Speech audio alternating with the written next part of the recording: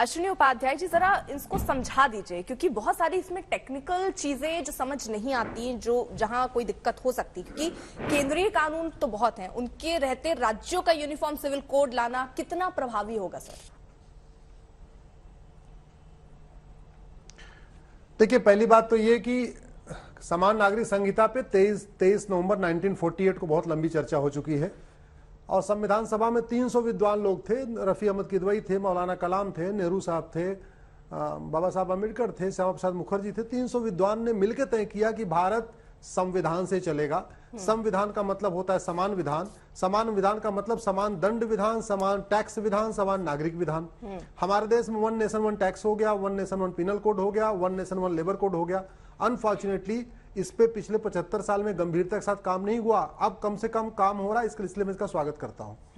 नहीं, बात कमेटी बना देना सर, आपको लग रहा है इस काम की दिशा में हम आगे बढ़ रहे हैं? पर्सनल लॉ,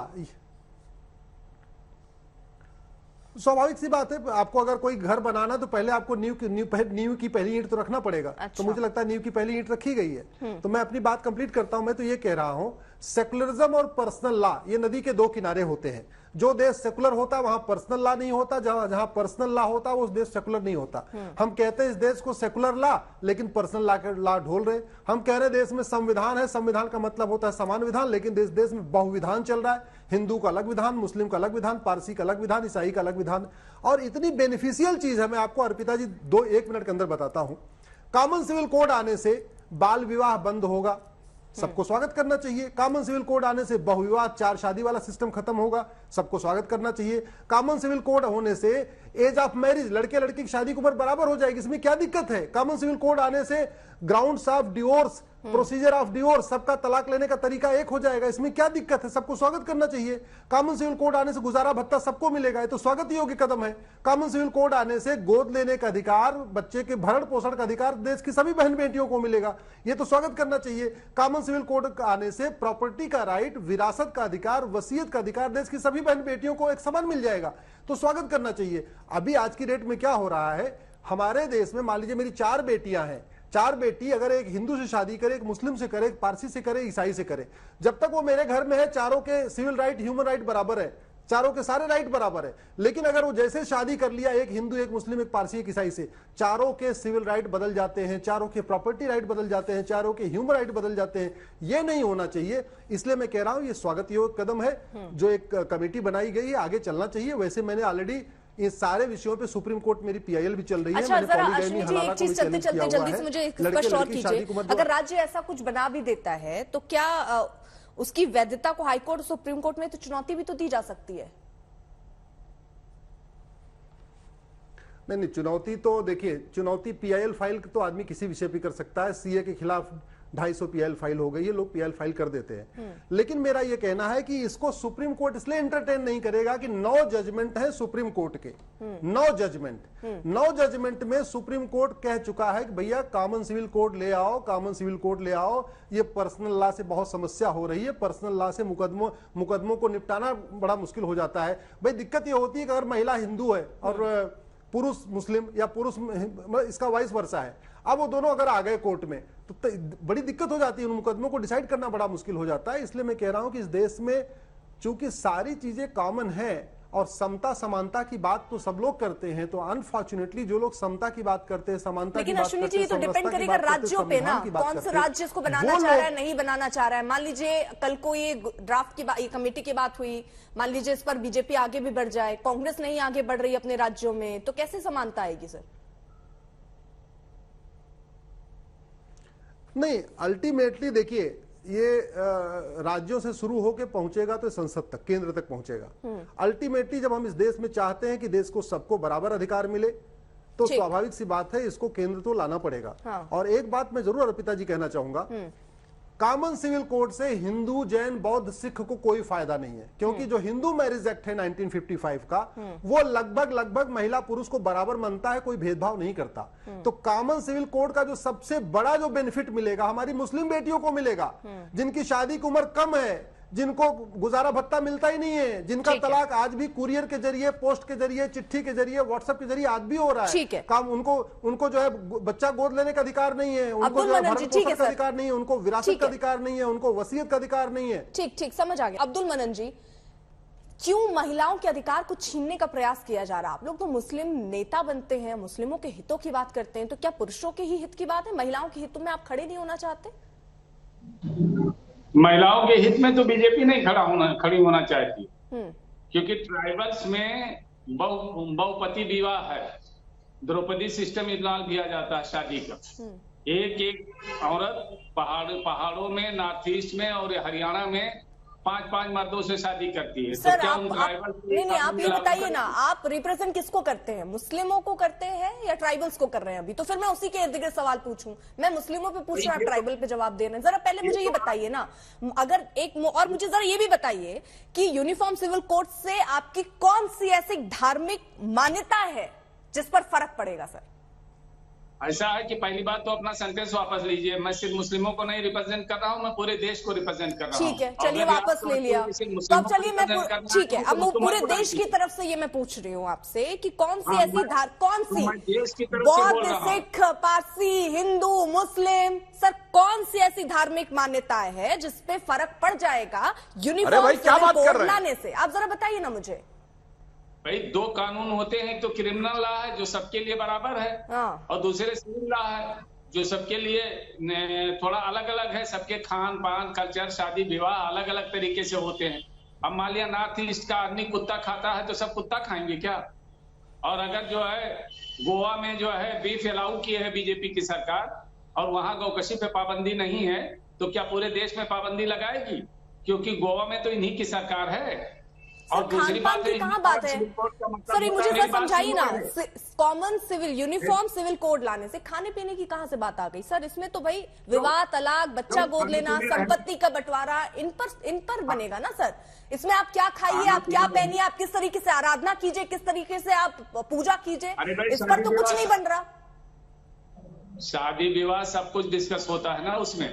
अब जैसे नायर्स हैं दक्षिण भारत के, तो अपने सभी भांजी से थोड़ा सर, एक सेकंड बड़े आराम से समझना चाह रहे हैं। सर एक सेकंड ना, इसमें खाना पीना कहाँ, सर इसमें खाना पीना कहाँ से आ गया कि कौन क्या खा रहा है? क्या कॉमन सिविल कोड से ये तय होगा कि आप दाल चावल खाइए या आप मीट खाइए? ये तय होगा क्या सर? आपका कॉन्सेप्ट क्या यही है क्या? अगर मेरी बात सुनो आप, अगर ये बताइए कि भाजपा का मुद्दा है कि देश में गौकशी नहीं होना चाहिए, तो क्या गोवा में गौकशी करने वाला अरे सर, दिया जाएगा? सवाल आप सीधा, अरे किया जाएगा?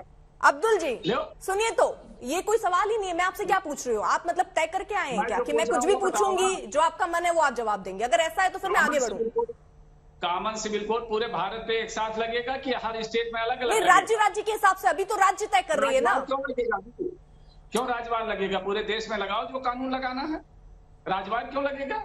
जब यूनिफॉर्म सिविल कोड की बात कर रहे हो, सर आप मेरे सवाल का जवाब ही नहीं दे पा रहे हैं। सर आप मेरे सवाल का जवाब ही नहीं दे रहे हैं। आप तो इतनी नाराजगी में बैठे हैं जैसे आज ही लागू हो जा रहा है। तो मैं अब्दुल मन्नान, थोड़ी नाराजगी कम कीजिए सर, तो समझ पाएंगे थोड़ा। सुधांशु जी, एक मिनट, मैं एक एक करके लगाएंगे तो आप तैयार है ना सुधांशु? अब्दुल जी नहीं, ये मैं सुन पाई। आप एक सेकंड सुधांशु जी, शायद ये कह गए कि एक एक राज्य में लगाइए, तैयार हैं तो लगा तो रहे हैं। गुजरात में कमेटी बना तो रहे हैं, उसमें फिर तो आप इसका स्वागत कर रहे हैं ना। सारे देश में एक साथ लगाइए, एक सारे देश में एक साथ लगाइए ना सुधांशु जी। लीजिए देखिए, सपोर्ट कर रहे हैं वो, सारे देश में लगाइए वो बोल रहे हैं। अलग अलग राज्यों में क्यों लगा रहे हैं? ठीक है, सही बात। एक सेकंड, ठीक। लेकिन अब्दुल जी थोड़ा पढ़ लीजिएगा, इसमें महिलाओं के हक की बातें हैं बहुत सारी, खान पीन के बात में नहीं है, जिसको आप डाइवर्ट कर रहे हैं और पूरी जनता को कंफ्यूज कर रहे हैं, वो मत कीजिए। सुधांशु जी, पहले तो क्या महिलाओं से एक महिला से 5 मर्द शादी करेंगे? अरे रुकिए, आप मुस्लिम उसमें बोल नहीं रहे हैं जहां पर इतनी शादियां हैं। अब्दुल जी एक सेकंड, अपनी बारी में प्लीज सर, अपनी बारी में। सुधांशु जी देखिए, अब्दुल मन्नान जी का देखिए एक विचित्र यहां पर प्रस्तुतिकरण। आपसे कह रहे हैं तेवर में कि अपना सेंटेंस वापस लीजिए। मैं सबको रिप्रेजेंट करता हूं और पार्टी का नाम ऑल इंडिया मजलिसे इत्तेहादुल मुसलमीन। अरे पार्टी का नाम बदलो भाई। पार्टी तो कहेंगे मजलिस है मुसलमानों की, और जी मैं रिप्रेजेंट सबकी बात कर रहा हूं मुसलमान छोड़ के। और मैं कहना चाहता हूं यहां किसी को प्रॉब्लम नहीं है। गोवा में लागू है जहां क्रिश्चियंस हैं हाईली संख्या में। न क्रिश्चियन को प्रॉब्लम है, न बौद्ध को प्रॉब्लम है, न सिख को प्रॉब्लम है, न यहूदी को प्रॉब्लम है, न पारसी को प्रॉब्लम है। प्रॉब्लम जानते हैं किसको है? सन 47 में रियासतें चली गई थी राज्य महाराजाओं की, मगर उनका जो विशेषाधिकार वीटो था प्रीवी पर 69 में गया। मगर जो ये कहते हैं कि 800 साल हमने देश पे हुकूमत की, जो बादशाह थे, जो नवाब थे, जो सुल्तान थे, उनको अपना वीटो चाहिए था यथावत, तो उनको जलवाए जलाल का वीटो चाहिए था और वो हटता जा रहा है, इसलिए वो मलाल हो रहा है। अब मैं एक टेक्निकल बात कहूं, यदि मुस्लिम पर्सनल लॉ बोर्ड चाहते, तो 1970 में आया, उससे पहले तो सब लोग एक साथ ही चल रहे थे। चलिए, अगर आप हैं तो मुसलमान का मतलब क्या होता? मुसल ईमान, जो अपने ईमान का पक्का हो। तो अभी आपने बोला जी क्रिमिनल में तो हमें मंजूर है, कॉमन, मगर सिविल में नहीं। क्यों जी? पूरे ईमान का रहिए, कहिए कि चोरी करते पकड़ा जाए तो हाथ कटेगा। ये दो चोर होंगे, एक हिंदू एक मुसलमान, तो हिंदू 6 महीने की सजा काट के आएगा, मुसलमान जो है वो हाथ कटवाएगा। क्यों नहीं कटवाते भाई? कहो शराब पीते पकड़े जाएंगे, 100 कोड़े पड़ेंगे ना जी, मुझे उसमें तो नहीं चाहिए, हमें आधा वाला चाहिए, हमें सिविल में चाहिए। चलिए सिविल का मैटर मान लेते हैं, तो सिविल का मुद्दा है कि इस्लाम के हिसाब से बैंकों से ब्याज लेना कुफ्र है, तो ऑटोमेटिक जो ब्याज आता है बैंक सिस्टम से वापस कर दीजिए। नहीं, वो भी मुझे चाहिए, तो मुझे आधा भी नहीं, ईमान में से एक टुकड़ा चाहिए, वरना पूरा ईमान की बात करिए ना भाई। या आधे पर्दे छोटे ऊंचे, ये क्या ईमान की बात करते? सिविल चाहिए तो कहिए आज से, मैं घोषणा करता हूं कोई मुस्लिम जो है वो ब्याज नहीं लेगा बैंक से, नहीं वो तो चाहिए, और क्रिमिनल में नहीं चाहिए। इसलिए मैं कहना चाह रहा हूं, वास्तविकता यहां पर समस्या ये नहीं है। वास्तविकता सिर्फ एक लाइन में कह दूं, मैं कई बार ये बात कह चुका हूं, 2014 से पहले भारत एक आंशिक मुस्लिम राष्ट्र था। इस देश के टुकड़े हुए, पाकिस्तान बांग्लादेश मुस्लिम राष्ट्र बने, भारत आंशिक मुस्लिम राष्ट्र बना। अन्यथा मैं चुनौती से कहता हूं, एक सेकुलर देश बताइए जहां सर्वोच्च न्यायालय और शरिया में अगर मतभेद हो जाए तो संसद सर्वोच्च न्यायालय को कुचल कर शरिया को उसके ऊपर कर दे, मैं माफी मांग लूंगा। एक सेकुलर देश बताइएगा जहां तलाके बिद्दत, हलाला, मेहरम, हज सब्सिडी, वक्फ बोर्ड और सरकारी खजाने से मौलवियों को तनख्वाह दी जाती थी। यानी सुधांशु जी, जब अटल जी की सरकार थी या जब आप लोग गठबंधन में सरकार थे, तब भी आप मानते हैं कि आंशिक मुस्लिम देश ही था भारत?